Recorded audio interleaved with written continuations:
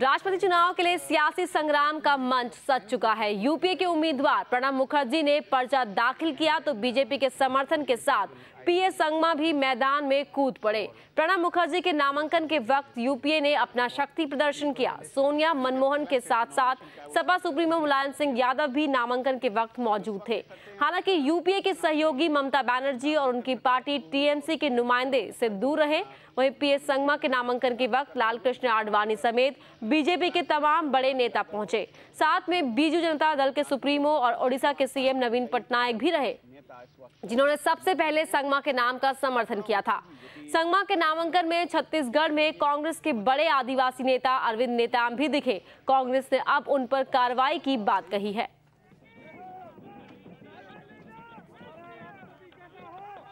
इससे पहले पीए संगमा ढोल नगाड़े के साथ नामांकन के लिए पहुंचे। संगमा ने तो आदिवासी परंपरा के तहत खुद भी ढोल बजाया। संगमा आदिवासी होने का हवाला देकर ही राष्ट्रपति चुनाव में कूदे हैं। चुनाव लड़ने के लिए उन्होंने अपनी पार्टी एनसीपी तक को अलविदा कह दिया था। संगमा इस बात पर जोर दे रहे हैं कि इस बार आदिवासी को ही राष्ट्रपति पद पर बैठना चाहिए।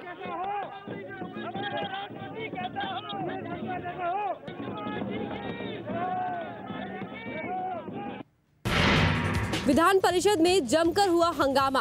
बहुजन समाज पार्टी के नेताओं ने किया वॉकआउट। सदन से बाहर भी बीएसपी सदस्यों का हंगामा जारी है। बीएसपी सदस्य तो आर पार की लड़ाई के लिए तैयार हैं और कह रहे हैं कि सदन में वो सरकार की गुंडई नहीं सहेंगे और अपनी बात उठाते रहेंगे। हम लोग जनहित में बहुजन समाज पार्टी के सभी सदस्य वहां पर अपनी बात रखने के लिए गए हैं और हम अपनी बात रखेंगे, हर एक बात रखेंगे। जनहित की, किसानों के हित की, कर्मचारियों के हित की, मजदूरों के हित की, व्यापारियों के हित की और गरीब मजलूमों की हित की बात हमने जो अपने नेताओं से, जो बहन कुमारी मायावती जी से जो सीखी है, हम वो बात रखेंगे, अनुशासन के दायरे में रखेंगे। हमें जो बाबा साहब डॉक्टर अंबेडकर और तमाम महापुरुषों से जो हमें प्रेरणा मिली है, उसके तहत हम अपनी बात रखेंगे। आप चाहे जितना धमका लो, हम तुम्हारी धमकी में नहीं आने वाले हैं। तुमसे जो कार्रवाई करते बने तुम कर लो। विपक्ष सदस्यों के इस हंगामे से सत्ता पक्ष के लोग भी काफी नाराज हैं और उनका तो उल्टा ये आरोप है कि विपक्ष के लोग ही सदन की कार्यवाही में बाधा पहुंचाने में लगे हैं। सम्मान से चलना चाहिए।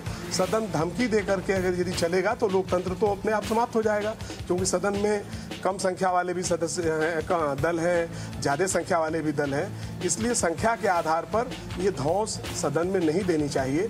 ये संसदीय परंपराओं के और लोकतांत्रिक मान्यताओं के विपरीत है। हम इसकी निंदा करते हैं। सत्ता पक्ष और विपक्ष दोनों ही एक दूसरे पर गुंडई का आरोप लगा रहे हैं और सदन की कार्यवाही को स्थगित कराने में लगे हुए हैं। मेरठ के मोहकमपुर इंडस्ट्रियल एरिया में एक फैक्ट्री का फटा बॉयलर, एक की मौत, एक की हालत गंभीर, जमींदोज हुई इमारत।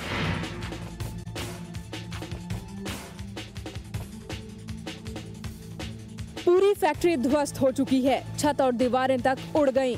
कहीं से नहीं लगता कि ये कोई फैक्ट्री है। एक विस्फोट ने इस फैक्ट्री को कबाड़ खाने में तब्दील कर दिया है। बताया जा रहा है कि सुबह सुबह जब चॉकलेट बनाने वाले इस फैक्ट्री में काम शुरू हुआ तो एक कर्मचारी बॉयलर के पास मीटर रीड कर रहा था कि तभी अचानक बॉयलर में विस्फोट हो गया और उस कर्मचारी ने मौके पर ही दम तोड़ दिया।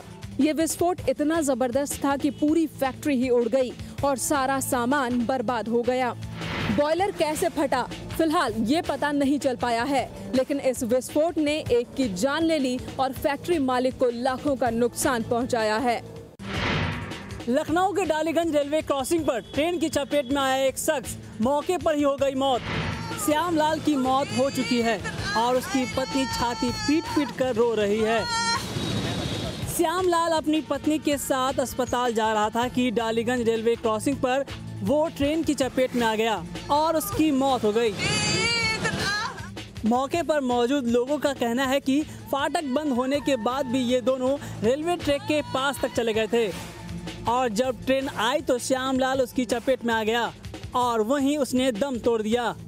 रेलवे क्रॉसिंग पर गेट इसलिए बंद किया जाता है ताकि रेलवे ट्रैक पार न करे, लेकिन कुछ लोग ट्रैक पार करने की कोशिश करते हैं और जान गंवा बैठते हैं। बदायूं में संपत्ति विवाद में देवर ने कर दी भाभी की हत्या, आरोपी देवर फरार।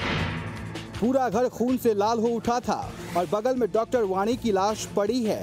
घर में इस तरह वाणी की हत्या से उसके बच्चे और परिजन सदमे में हैं। किसी को समझ में नहीं आ रहा है कि वाणी की हत्या उसका सगा देवर कैसे कर सकता है। वाणी के पति मयंक रस्तोगी के 3 भाई हैं और इन तीनों के बीच प्रॉपर्टी को लेकर विवाद चल रहा था। इसी विवाद के चलते मयंक के छोटे भाई नीरज ने वाणी को गोली मार दी। बताया जा रहा है कि नीरज के साथ 3 और लोग आए थे, जिन्होंने वाणी पर पिस्टल से फायर किया और उसकी मौके पर ही मौत हो गई। जब तक घर के लोग ऊपर पहुंचते तब तक चारों लोग मौके से फरार हो गए। कि अभियुक्त 3 भाई हैं, ये 3 सगे भाइयों के बीच में प्रॉपर्टी और पैसे को लेकर विवाद चल रहा है। इसी के चलते आज ये हत्या की गई है। प्रॉपर्टी विवाद में रिश्ते को भूल गया छोटा भाई और बड़े भाई की दुनिया उजाड़ कर रख दी।